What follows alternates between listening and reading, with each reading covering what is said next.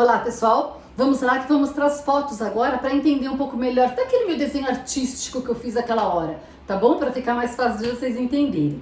Então, ó, vamos lá. Vou trazer aqui pertinho para ficar mais fácil, tá? De enxergar melhor e entender. Aqui, no caso, é a foto de um óvulo. Lembra que o óvulo terminou a meiose? Então, o que acontece aqui? 23 cromossomos aqui dentro, tá? E aqui, olha, o corpúsculo polar que eu falei, veio para fora. Essas células aqui, em volta, faz parte de quando a gente tira ele do ovário, ele vem com um monte de células em volta, até para proteção do óvulo final, ele tem que estar bem protegido ali dentro, né? Então, essa camadinha aqui um pouquinho mais clara, né, aqui fora, chama zona pelúcida, ok? E células que ficam tudo em volta da zona pelúcida se chama células da granulose. São nomes, né, científicos, não precisam decorar, lembrar nada disso, mas só para vocês entenderem que ele é bem protegido, né, que não é uma célula que sai andando assim como que eu fosse pro carnaval, não, ela vem bem protegida. E aqui é uma foto de um óvulo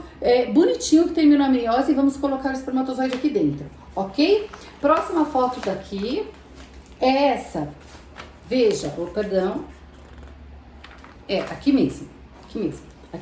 Veja, a gente colocou o espermatozoide e no D1 a gente espera um óvulo fertilizado, lembra? Olha aqui o fertilizado dele. Como eu falei, é como se fosse um 8, tá vendo? Essas duas bolinhas é a junção dos cromossomos do óvulo e do espermatozoide. Ai, não é lindo? Hã? Tudo dando certo? Próxima evolução, D2, lembra? Ah, gente, aqui uma observação. Pode acontecer, tá? Aqui é uma foto de uma coisa que não pode acontecer, na verdade. Veja que aqui ele tá com 3 pronúcleos. Consegue perceber? 3 pronúcleos significa que houve uma disfunção aí nas reações químicas aí dentro. Então, ao invés de ter só 2, que é do óvulo e do espermatozoide, teve mais divisões. Quando acontece isso, a gente não pode trabalhar com esse óvulo, tá? A gente tem que tirar, porque não vai começar a gerar, não dá mitose, não vira embrião, né? E se até onde ele continuar crescendo, pode ser uma anomalia. Então a gente tira ele da câmara, ok? Então é o seguinte, aqui 2, olha, acontece até de ter 4 pronúcleos, veja. Tá vendo? Aqui ninguém quer trabalhar. Não vamos fazer festa, aqui não vamos fazer gente, coisa nenhuma. Então, querendo fazer festa, por que tanta divisão celular? Não é mesmo? Enfim, tiramos eles fora também, porque não vamos poder usar. Aí, próxima foto. Aqui, quando ele começa a mitose, lembra que eu falei? Olha, 2 células. Que fofo! Olha aqui, com 4 células, né? Dá pra ver bem. Né, bem contornadinho. 6 células, certo? Como ele é uma bola, né, gente, dependendo de como a gente ajeita a câmera, a lente, na verdade, do microscópio, a gente consegue ter mais nitidez nas células que estão em cima, ou no meio, ou embaixo, né? Então é por isso que às vezes umas ficam um pouco menos nítidas e outras um pouco mais contornadas, mais nítidas, ok? 8 células, olha que fofo! Quando eu mostro isso aqui em casa, o pessoal fala: mãe, o que é que tem de bonito nesse monte de bola? O povo não sabe ver o que é a beleza da vida, não é? Veja a mórula. Lembra que a mórula, eu falei, ela fica mais maçuda, né? E a parte que ela não fica assim tão bonita e tão atraente, mas é uma mórula, né? Com aqui uma média de 50 células, como a gente falou. E aqui um blastocisto. Veja, o blastocisto, as células maiores, algumas células começam a ir para a periferia, né? Veja, aqui um blastocisto 1. A classificação de blastocisto começa do grau 3 para frente, tá? O blastocisto, ele tem uma classificação de 1 a 6. Então, 1 e 2, a gente só fala um blastocisto grau 1 ou um blastocisto grau 2, ou seja, ele está bem no início de começar a se expandir, a aumentar. Entende? Então, 1 e 2 é assim, do 3 para frente que entra aquelas letras. Eu tenho um 3AA, eu tenho um 5AB, eu tenho um Blast 4CB. O que é isso? Vamos ver aqui, ok? Então, aqui um blastocisto grau 1, olha um blastocisto grau 2, ok? Olha que o início chama blastocele, aquele que eu falei vermelhinho, começa, parece que abrir uma cavidade, tá vendo? Tá bem lindo esse embrião, hein, gente? Nossa! Olha aqui o grau 3, olha como já tá, aumentou bem mais a blastocele aqui. Olha como as células vêm para a periferia, tá vendo? E aqui, camada interna celular, que a gente já vai falar, ok? Grau 3, aí começa a classificação. Olha o grau 4, percebe? Um blasto grau 4 mais expandido ainda, olha. E meio maçudo também, né? Enfim, grau 5, aqui tá dizendo início de hatching. O que é hatching? Hatching é o nome do cara que descobriu e que classificou isso, ok? Então, é quando, você veja, ele já tá crescendo tanto que essa zona pelúcida aqui a gente já quase não enxerga mais. E ele tá querendo romper, tá querendo sair pra fora. Tá vendo aqui na foto? Ele tá quase saindo pra fora já. Então, é uma hora que a gente tem que cuidar logo desse embrião, ou transfere logo pro útero ou congela, porque ele precisa grudar em algum lugar. Tá chegando aqui no limite de evolução dele, de ficar aqui fora, ok?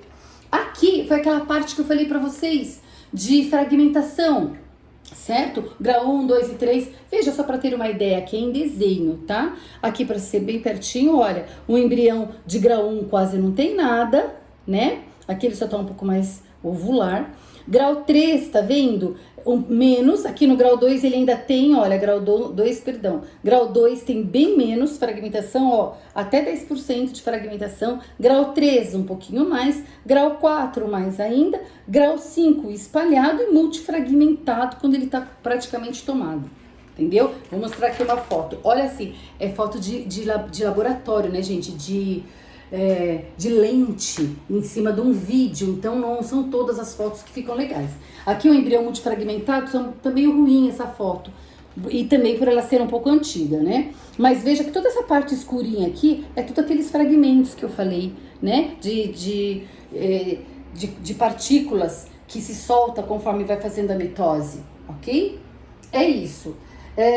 Deixa eu ver, vamos agora para outras fotos aqui, para falar só do blastocisto. Veja, aqui tá só em desenho, né? Aqui, então, ele fala o que é um trofoblasto, o que é a blastocele, que é a camada interna celular, ok? Num blastocisto de D6 aqui, ok? Então, vamos lá.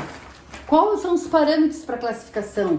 Lembra que o número vai ser a quantidade de expansão, ou seja, que a blastocele tá aumentando e tá aumentando ali a cavidade ali dentro, tá? E as duas letras, a primeira letra fala da camada interna celular vai dar origem ao embrião.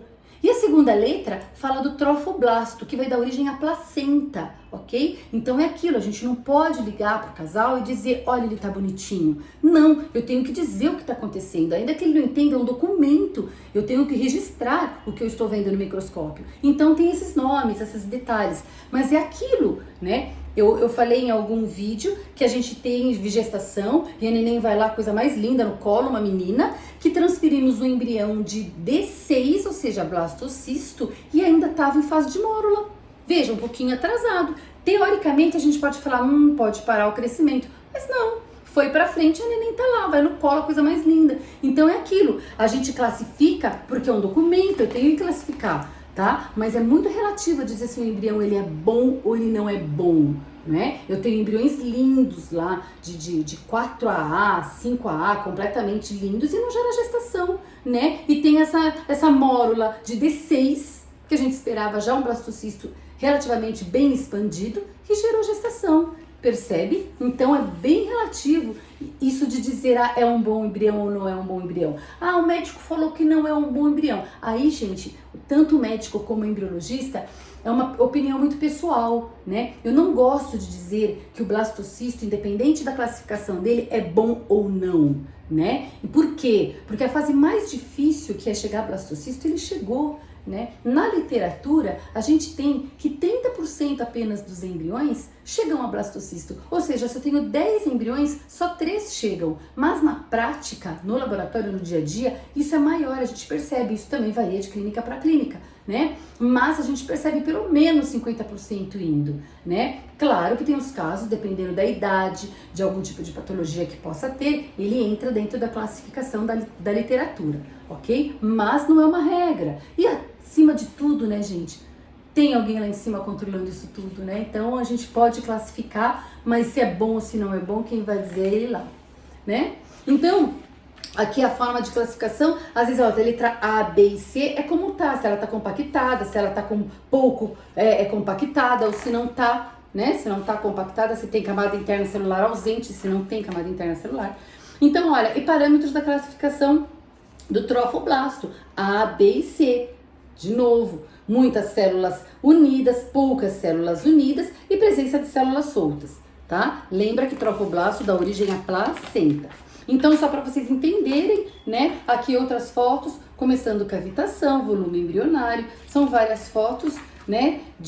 Da quantidade do volume embrionário dentro da célula, ok? E grau 3, grau 4, tá? Cada um tem a sua classificação, que eu não vou ficar falando. Olha como vai expandindo, gente. Olha que diferente. Não é lindo? Ai, parece lindo. Grau 5. Aqui ele indo para hatching. Olha, precisa grudar, ele precisa fazer a transferência. E aqui, para a gente concluir, tá aqui como classificar. Por isso, nesse exemplo, olha, um blastocisto 4AA, certo? Então, o 4 é a blastocele, ou seja, o quanto ele está cavitado e já está bem expandido esse embrião. A primeira letra fala da camada interna celular, ou seja, o que vai dar origem ao embrião. E a segunda letra fala do trofoblasto, que dá origem à placenta, entende? E naquelas classificações que a gente falou ali atrás, se está ausente, se está compactado, se não está. Então é isso, ok? Como é a forma que a gente classifica o embrião.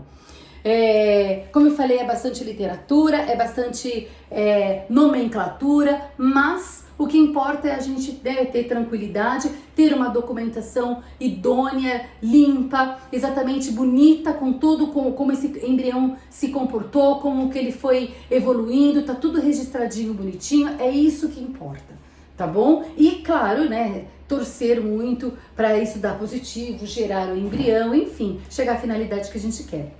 É isso, ok? Qualquer dúvida, podem me fazer as perguntas. Até mais!